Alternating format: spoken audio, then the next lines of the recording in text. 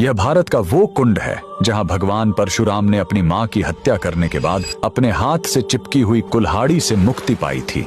यह कहानी है महान ऋषि जमदग्नि और उनकी पत्नी पतिव्रता रेणुका की। कहते हैं रेणुका हर दिन नदी से कच्चे घड़े में पानी लाती थी और उनके सतीत्व के बल से वह घड़ा टूटता नहीं था। उनके 5 पुत्र थे जिनमें सबसे छोटे थे विष्णु अवतार परशुराम। एक दिन रेणुका ने नदी में कुछ गंधर्वों स्वर्ग के संगीतकार को जल क्रीड़ा करते देखा। उन्हें देखकर एक पल के लिए उनका मन मोह में पड़ गया और उसी क्षण उनके सतीत्व का बल टूटा और कच्चा घड़ा टूट गया। जब वो आश्रम लौटी तो ऋषि जमदग्नि ने अपने योग्य बल से जान लिया कि उनका मन भटक गया था। वो इतने क्रोधित हुए कि उन्होंने अपने पुत्रों को आज्ञा दी, अपनी मां का वध कर दो। जब चारों बड़े भाइयों ने मना कर दिया तो क्रोधित पिता ने उन्हें तुरंत पत्थर बन जाने का श्राप दे दिया। इसके बाद परशुराम ने पिता की आज्ञा को अपना धर्म समझा। उन्होंने भारी मन से अपनी कुल्हाड़ी उठाई और अपनी ही मां का सिर धड़ से अलग कर दिया। उनकी आज्ञाकारिता से प्रसन्न होकर जमदग्नि ने वरदान मांगने को कहा। परशुराम ने तुरंत अपनी मां को फिर से जीवित करने और साथ ही पत्थर बन चुके अपने चारों भाइयों को भी मुक्त करने का वर मांग लिया। सब फिर से जीवित हो गए, मानो कुछ हुआ ही न हो। लेकिन कहानी यहीं खत्म नहीं हुई।